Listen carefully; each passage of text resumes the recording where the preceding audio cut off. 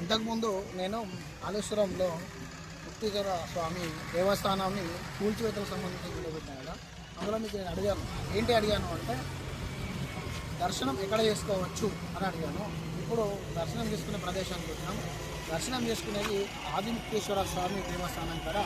దర్శనం పెట్టారు ఇక్కడ బాలాలయం అనేది ఈ గుడి దగ్గర ఎవరు వచ్చినా దర్శనం చేసుకొని పోవచ్చు. ఎందుకంటే అక్కడ గుడి కూల్చివేత ప్రక్రియలో ఉంది కాబట్టి అక్కడ దర్శనాన్ని బ్రేక్ చేశారు. మ్యాక్సిమం ఒక 1 year వరకు అక్కడ దర్శనాలు ఉండవు.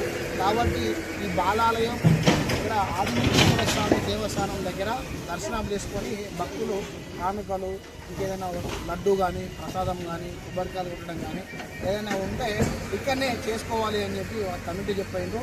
కమిటీతో పాటు ఇక్కడ ఉన్న చైర్మన్ గారు వాళ్ళు కూడా ఈ భక్తులకు కూడా మా ఛానల్ ద్వారా చెప్పండి అని కూడా వాళ్ళు చెప్పడం జరుగుతున్నది.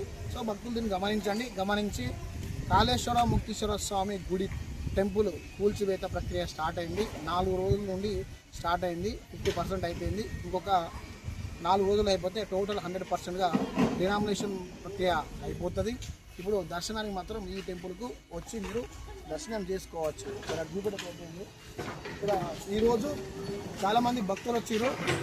వాళ్ళు చెప్పిన లెక్కల అంచనా ప్రకారం ఈరోజు 10,000 మంది భక్తులు వచ్చారు అని చెప్తున్నారు. ఇక రానున్న రోజులలో దేవుణ్ణి దృష్టిలో పెట్టుకొని చాలామంది కాశీ పోవడం కంటే కాళేశ్వరం రావడం ఉత్తమం అని చెప్పి అంటుంటారు. కాబట్టి ఎక్కువ మంది కాళేశ్వరం వస్తుంటారు.